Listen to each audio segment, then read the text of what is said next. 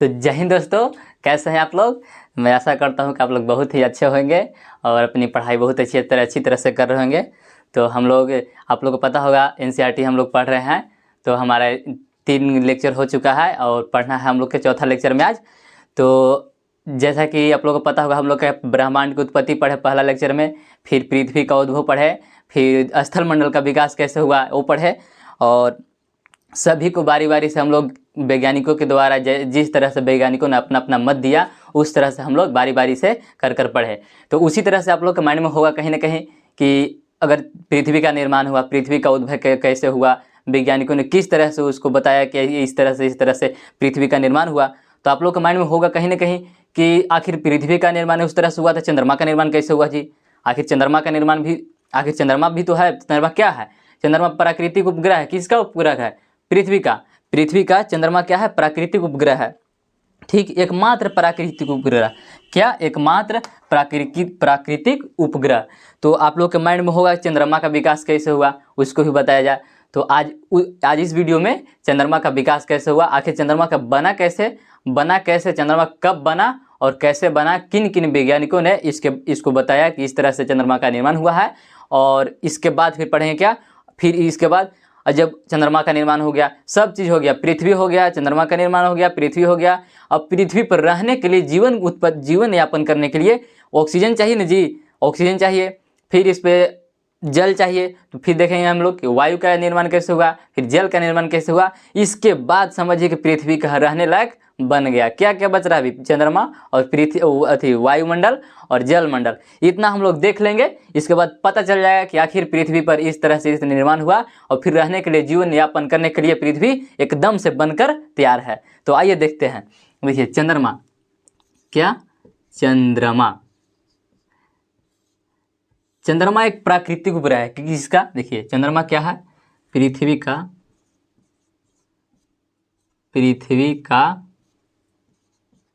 प्राकृतिक उपग्रह, एकमात्र प्राकृतिक उपग्रह, पृथ्वी का एकमात्र प्राकृतिक उपग्रह। ठीक, क्या है? चंद्रमा।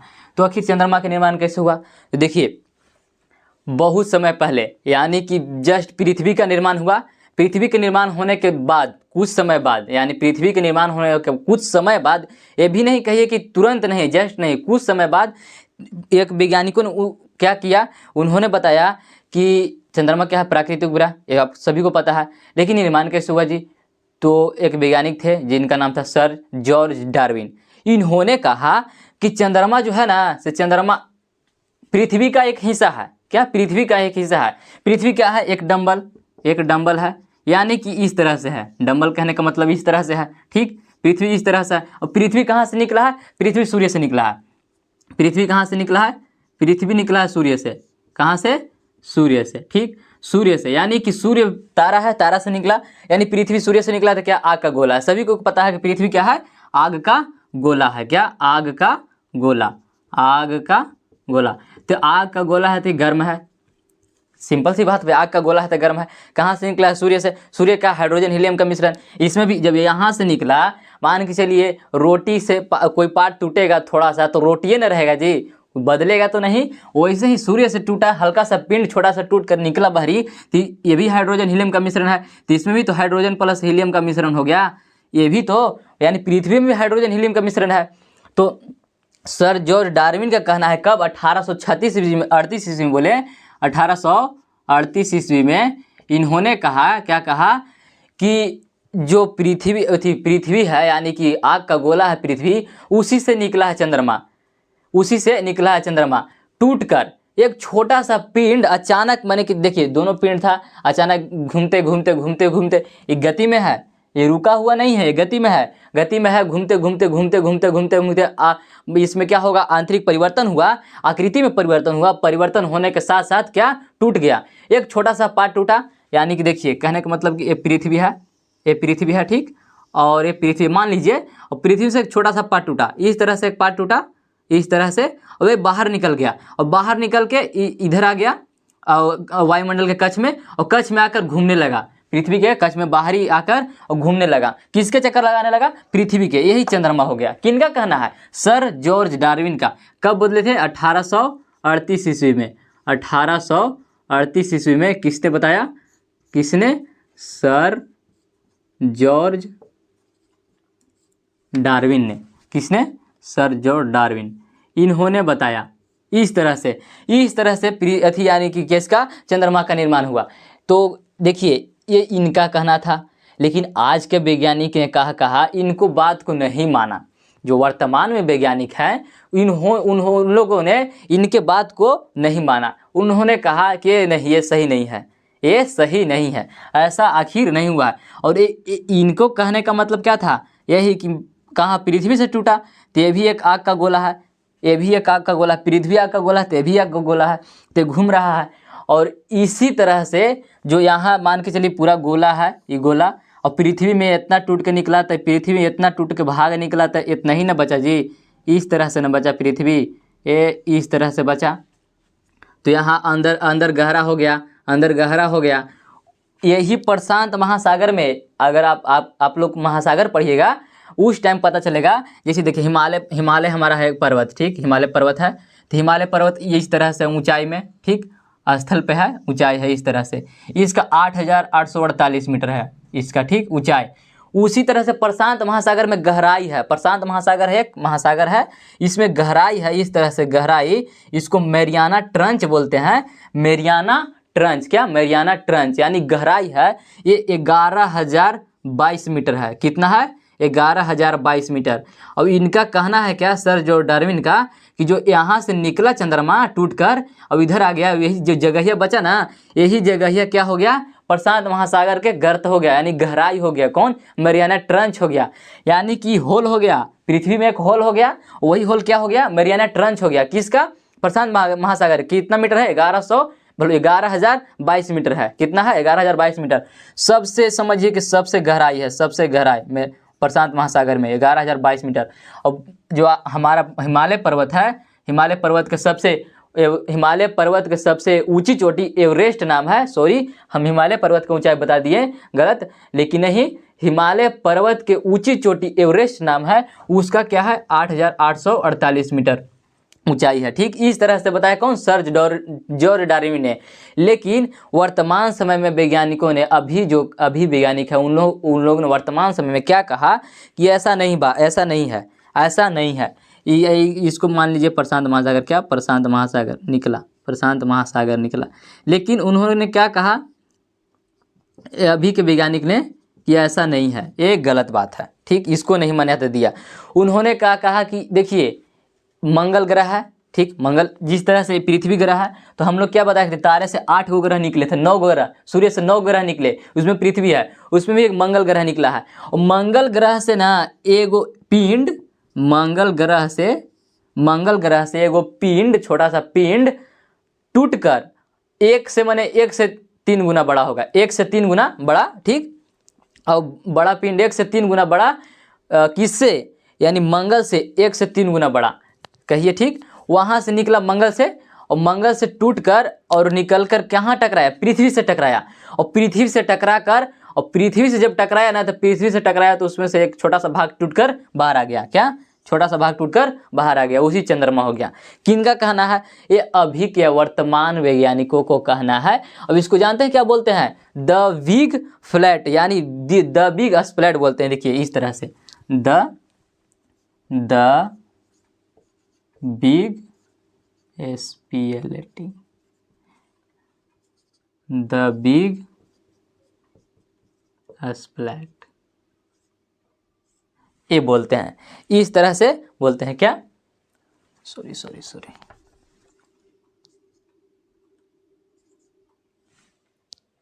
स्प्लैट, इस तरह से, ठीक ना। इसको बोलते हैं कब? जब मंगल ग्रह से एक पिंड आया, 1 से 3 गुना बड़ा, और आकर पृथ्वी से टकराया, और पृथ्वी से टकरा करके उसमें से जब पृथ्वी से टकराने के बाद फिर क्या निकला? उसमें से पृथ्वी से टकराया तो उसमें से एक टूटकर अलग बिखरा था कि छोटा सा पिंड टूटा, उसको क्या कहेंगे? चंद्रमा कहेंगे। और कब चंद्रमा का निर्माण हुआ? 4.44 अरब वर्ष पहले, अरब वर्ष पहले, 4.44 यानी कहिए 4.5 अरब कहिए ना जी, सिंपल सी बात, 4.5 अरब साल पहले क्या हुआ, चंद्रमा का निर्माण हुआ। इस तरह से क्या हम लोग का चंद्रमा का निर्माण हो गया। देखिए पृथ्वी का निर्माण, चंद्रमा का निर्माण। अब देखिए हम लोग क्या पढ़ेंगे, वायुमंडल, स्थलमंडल का, वायुमंडल और जलमंडल का निर्माण। वायुमंडल के 3 तरह से निर्माण हुआ, मान के चलिए 3, इसको वैज्ञानिकों ने 3 तरह से इसको पता किया कि कैसे कैसे। तो पहला आरंभिक में जब वायुमंडल का निर्माण होने से पहले पृथ्वी कैसा था, पृथ्वी पर हाइड्रोजन हीलियम था। पृथ्वी पर क्या, हाइड्रोजन हीलियम, आग का गोला है, क्या है, आग का गोला, क्या, आग का गोला। तो क्या हुआ, आग का गोला, तब वैज्ञानिकों ने क्या कहा कि जो आग का गोला है तो धीरे धीरे उसमें से हाइड्रोजन और हीलियम का मिश्रण, हाइड्रोजन प्लस हीलियम का मिश्रण खत्म होने लगा। ठीक, तो कैसे खत्म हुआ, तो सूर्य के प्रकाश के कारण। कैसे, सूर्य के प्रकाश के कारण। कैसे, सूर्य का प्रकाश के कारण, यानी सौर पवन के कारण हाइड्रोजन हीलियम का मिश्रण खत्म होने लगा धीरे धीरे। हाइड्रोजन हीलियम के मिश्रण जो भी था, आग का गोला ना था जी, पृथ्वी क्या था, आग का गोला, अभी भी आग का गोला है, अभी इस पे रहने लायक नहीं हुआ है, अभी इस पे रहने लायक नहीं हुआ है, आग का गोला है। ठीक, सूर्य से निकला है तो आग का गोला। तो जब इसमें आग का गोला है तो हाइड्रोजन हीलियम का क्या हुआ, देखिए हाइड्रोजन प्लस हीलियम का खात्मा। कैसे, हाइड्रोजन हीलियम का खात्मा कैसे हुआ, तो सौर पवन से, सौर पवन के कारण। कैसे, सौर पवन के कारण हाइड्रोजन हीलियम का खात्मा हुआ, सौर पवन के कारण। ठीक, सौर पवन के कारण।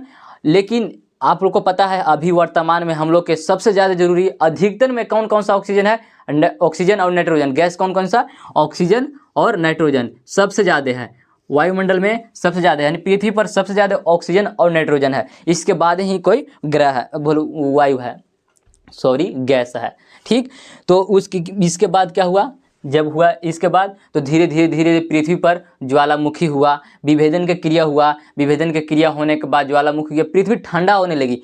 अब छोटा सा पार्ट मान के चलिए, एक आग लहर रहा है। ठीक, मान के चलिए आप ठंडी के मौसम में आग ताप रहे हैं, आग लहरा के, ठीक, आग लहरा के, और इसमें कोयला है, और इसमें से एक कोयला का पार्ट लहर रहा था, कोयला का पार्ट बाहर निकाल कर रख दीजिए, छोटा सा, एकदम छोटा सा। ठीक, बाहर निकाल कर रख दीजिए, कुछ देरी के बाद ठंडा होकर बुझ जाएगा। लेकिन इसमें जो शामिल होगा वो वैसा ही पार्ट, वो बुतेगा नहीं, वो धीरे धीरे बहुत समय वैसी रहेगा, लेकिन बाहर वाला बुझ जाएगा। उसी तरह से सूर्य आग का गोला था, लेकिन निकला तो धीरे धीरे तो ठंडा होगा ना, धीरे धीरे ठंडा होगा ना, बाहर निकला, छोटा सा पार्ट निकला है, तो वहाँ सूर्य से निकला था, धीरे धीरे ठंडा होगा, तो वैसे धीरे धीरे ठंडा हुआ। फिर तापमान में कमी आई, ठंडा होने के फिर ज्वालामुखी इसमें से निकलने लगा, ज्वालामुखी होने का विभेदन की क्रिया हुआ, और धीरे धीरे इसमें क्या, और जब ज्वालामुखी निकला इसमें क्या निकला, ज्वालामुखी होने को जलवाष्प निकला, वाष्प निकलने के बाद फिर ऑक्सीजन निकले। कौन कौन सा गैस निकले, ऑक्सीजन बहुत कम मात्रा में निकला था, ऑक्सीजन निकला लेकिन बहुत कम मात्रा में, उससे जीवन यापन नहीं हो सकता है। ठीक, तो क्या निकला, देखिए नाइट्रोजन का निर्माण हुआ, नाइट्रोजन निकला। ठीक, वाष्प निकला, नाइट्रोजन निकला, और नाइट्रोजन निकलने के बाद फिर क्या कहा, कार्बन डाइऑक्साइड निकला, कार्बन डाइऑक्साइड निकला, अमोनिया निकली, अमोनिया। ठीक, अमोनिया निकला, कार्बन डाइऑक्साइड निकला, मीथेन निकला, मीथेन कैसे निकला, देखिए ज्वालामुखी कहिए, तापमान ठंडा, पृथ्वी ठंडा होने पर। ठीक, पृथ्वी ठंडा होने पर, प्लस में ज्वालामुखी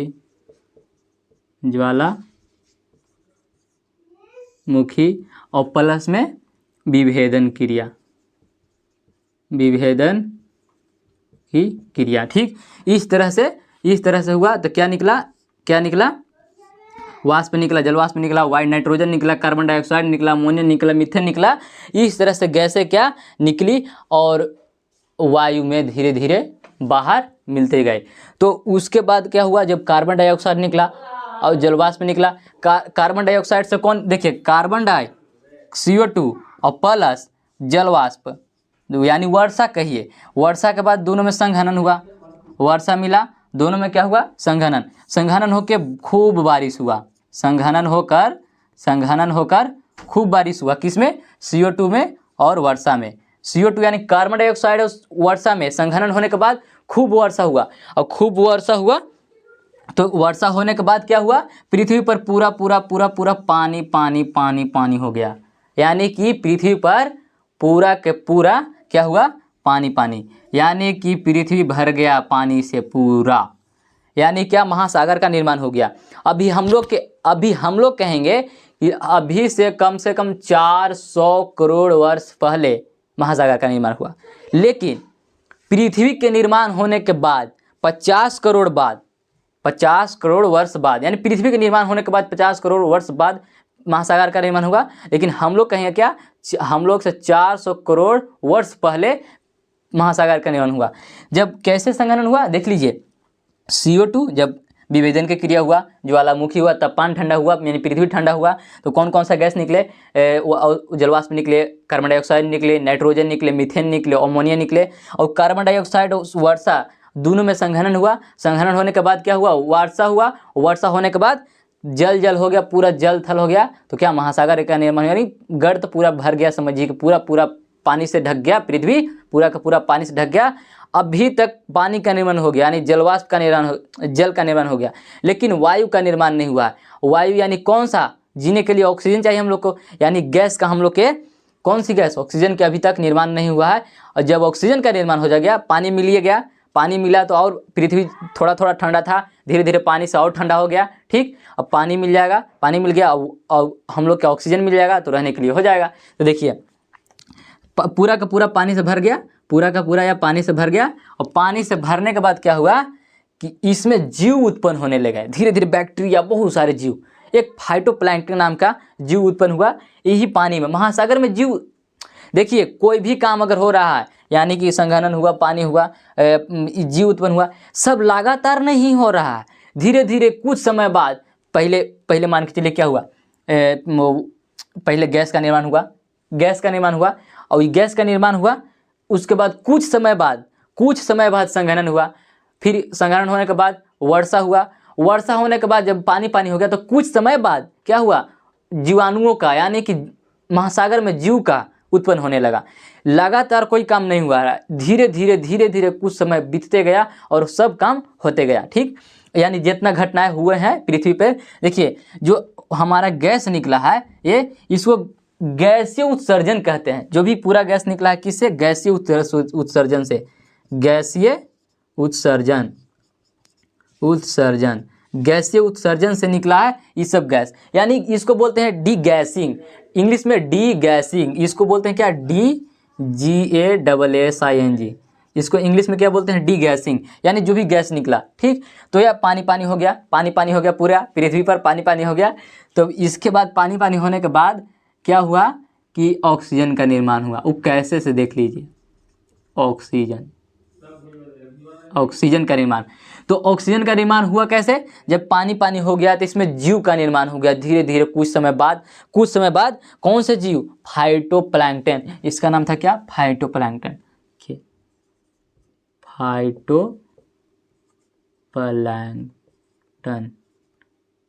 ठीक।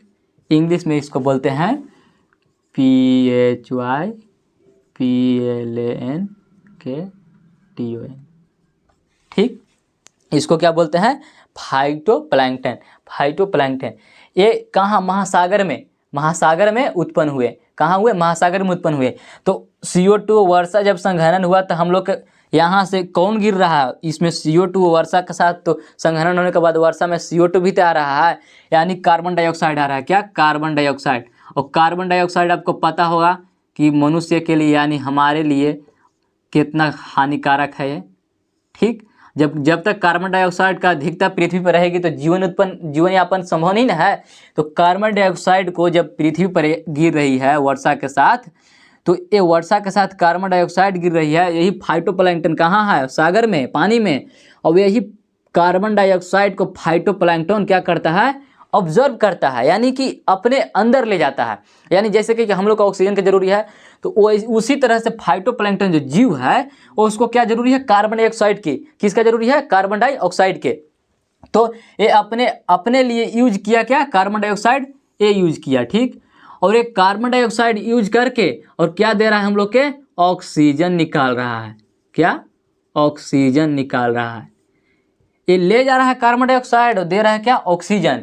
यही जीव फाइटोप्लैंक्टन महासागर में जो जीव उत्पन्न हुआ, ऑक्सीजन का पूरा निर्माण करवा दिया, पूरा का पूरा। यानी कि ऑक्सीजन जब बन गया, और जब ऑक्सीजन जब बनने लगा, अभी भी हो रहा है, एक काम अभी भी जारी है। देखिए उस टाइम बहुत ज़्यादा मात्रा में था, लेकिन अभी उससे कम मात्रा में है, क्योंकि अभी आपको पता है बहुत सारे हम लोग ने तो पूरा पृथ्वी पर ठेका उठा रखा है।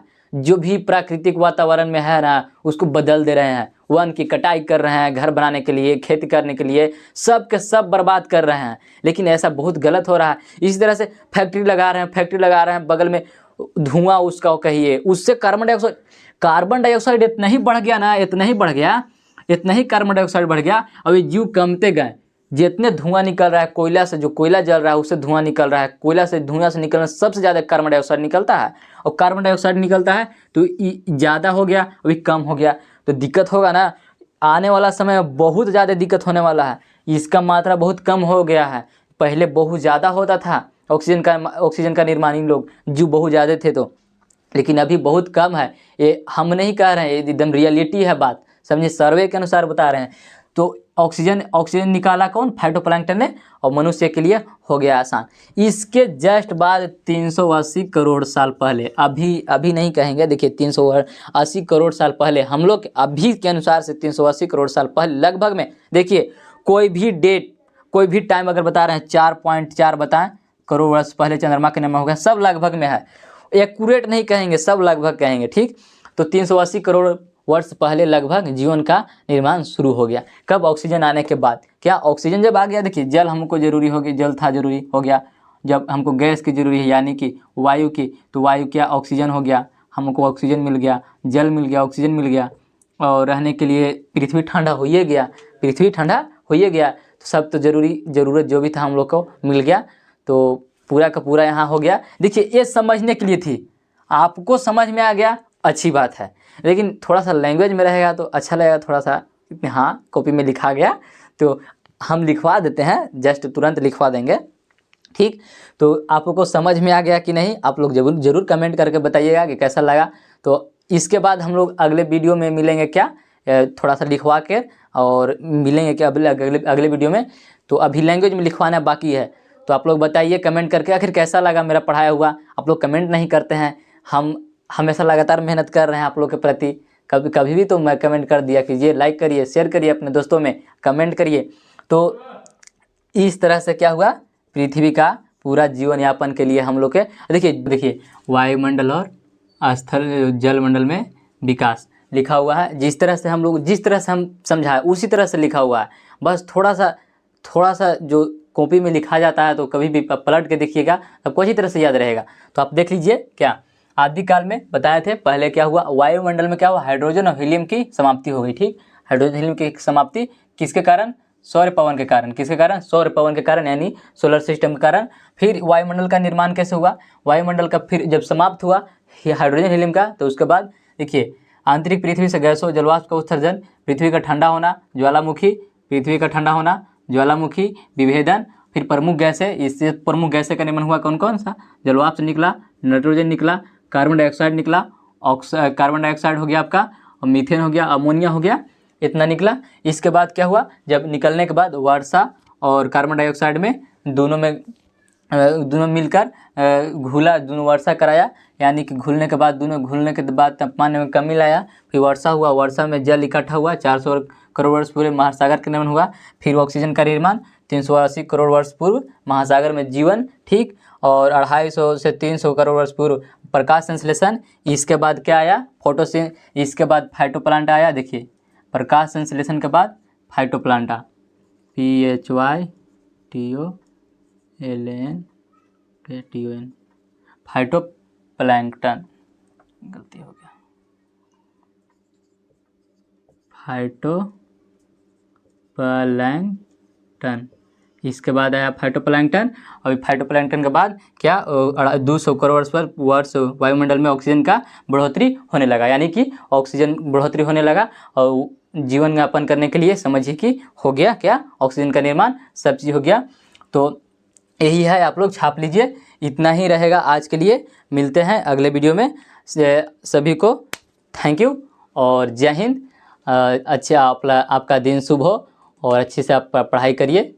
मिलते हैं अगले वीडियो में। थैंक यू, धन्यवाद।